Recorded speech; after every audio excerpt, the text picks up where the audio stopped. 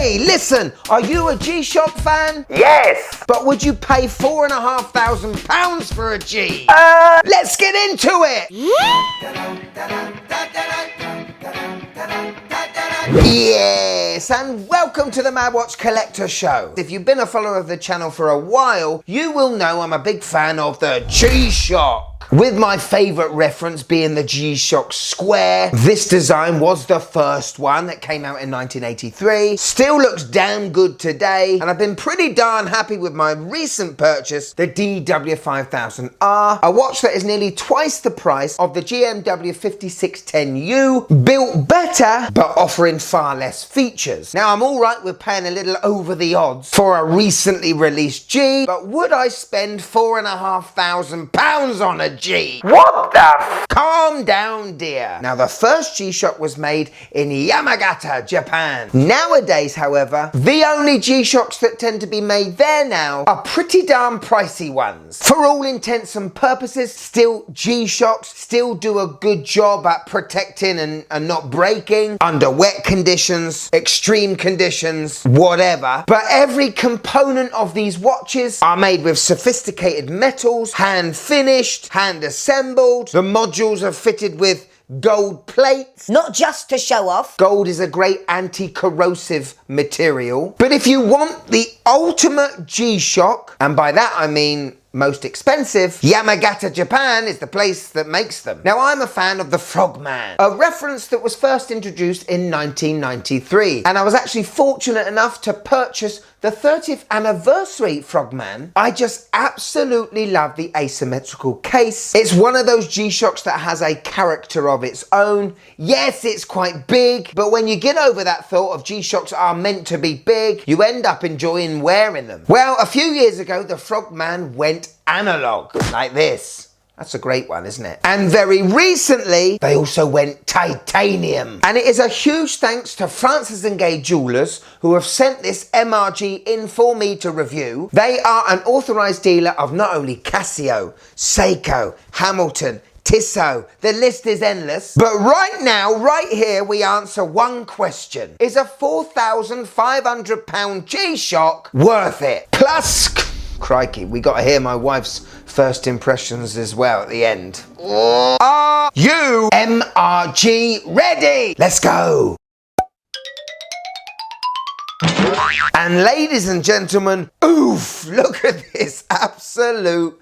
Well, it's fit for some sort of, I don't know, battle. It looks like a sophisticated, futuristic telecommunication unit that was once round the wrist of Optimus Prime. It's definitely G-Shock, but not as we know it. Wow, the finishing is absolutely phenomenal. As I said, the head of the watch is made from titanium. It's DLC coated, which means it has this anti-scratch resistance to it as well. It doesn't feel light, it is heavy. I think it's around 130 grams. God knows how much it would have weighed if it was stainless steel, but it does still have that Frogman character to it. It's very shiny in that dial. Straight away, I'm spotting a pair of Y fronts at 12 o'clock, but we don't have to talk about that for long. There's so many dials, so many different colors to the inside of this watch. I'm gonna need a breather after this show. First impressions? Well, it looks and feels like a G-Shock I've never felt or seen before. Pretty snazzy. Quick spec check!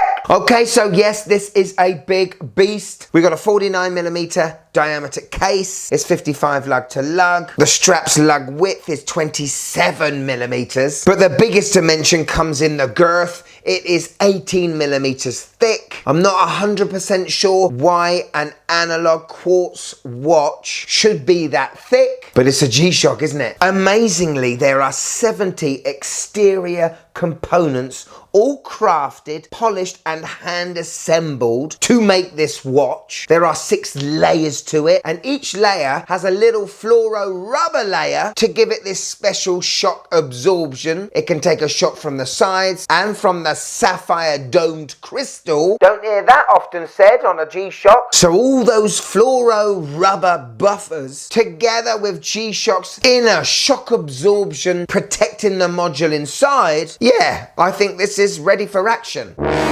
The strap, well, it's fluoro rubber as well. It feels like FKM rubber, and I have never handled an FKM rubber strap on a Casio before. It's always either been resin or, if you're lucky, rubber. It feels too soft to be a Casio, I must admit. It is very nice though. The case back is also otherworldly as well. First I thought this was a bit of a hologram on the back, but in actual fact, this is sapphire and it is exposing the antenna that picks up the multiband 6 signal. Apparently having it against the sapphire instead of a closed case back gets a far stronger signal. I'll trust in what they say on that. This is an actual ISO certified diver's watch, 200 meters of water resistance. It's an absolute beast, isn't it? We've come a long way from the G-Shock Square, haven't we? Now the module inside this, I think, is exclusive to this Frogman. It may be exclusive to the MRGs, but it's one of those that can be connected via Bluetooth to your phone. And to be fair, people, it seems quite complicated to me to understand all the features. This might be the first G-Shock or Casio I would recommend that you use the Bluetooth features, so you can set this watch via your phone and not have to go searching for all the buttons, unscrewing crowns and whatnot. This watch is solar powered and the module offers a dual time, a tide graph, a stopwatch and countdown timer to 1 second, but up to 24 hours. It's a bit mental when you go into the countdown timer, watching the seconds hand go backwards. That's weird. We have a power save mode on this baby. We also can move the hands away from the subdials so you can see what you're doing. Loomed hands and loomed indices, and the loom is pretty damn good. Not only loom, but we do get a very strong backlight at the bottom of the dial. Weirdly, it's placed to the right of the 6 o'clock marker. My sense of balance and spatial awareness brain is telling me that's a little bit weird, but it doesn't half light up the dial well. Hello. On my 6.5-inch wrist, and oh yeah, it is big. It is big. This will be big on any wrist, you know, whether you're the Hulk, the Thing, or King Kong. It's there to be seen and spotted by fellow G-Shock lovers. For me and my tastes, I think there's a bit too much going on the dial, and God knows what this looks like underwater when I'm desperate to see how many more minutes I've got in the old oxygen tanks. I'm sure I'd get used to it though. So there we go, the MRG BF 1000R-1ADR. What do you think? Well, yes, it's only when you get these in your hands do you realise that these are so well made. Every single component on this watch, I know, has been tested to the highest level, assembled by people G-Shock deem the highest level, and I truly respect that. But it's really hurting my brain, because I am definitely not, you know, this is 100%, I am definitely not buying a G-Shock that is £4,500. I'm not. G-Shocks are made to take a beating. They're made to absorb a hit or two. I mean, I treat my B5000s with a pair of oven gloves. They only cost me £350. Having a £4,500 beast on your wrist, where there is a possibility, a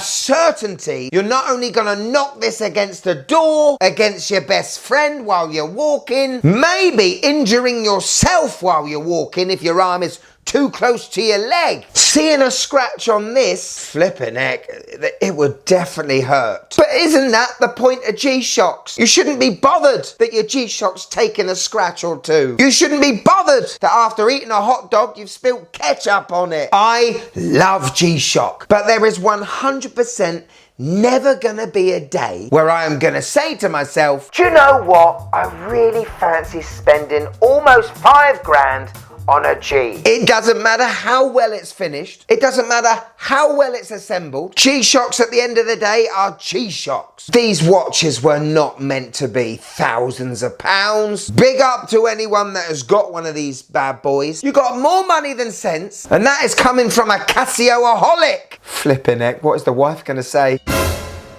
So here it is, my wife's views on the Frogman MRG. Now, I didn't tell her the price. I was too scared to, honestly. But here we go.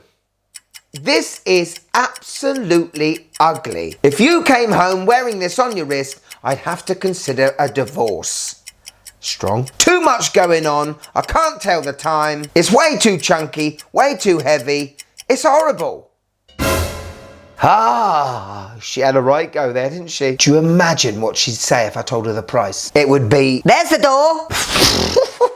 Very happy you've got this far, my friends. You've got to the end of the show. Click there if you want a bit more. Or, if I've got you for a few more minutes,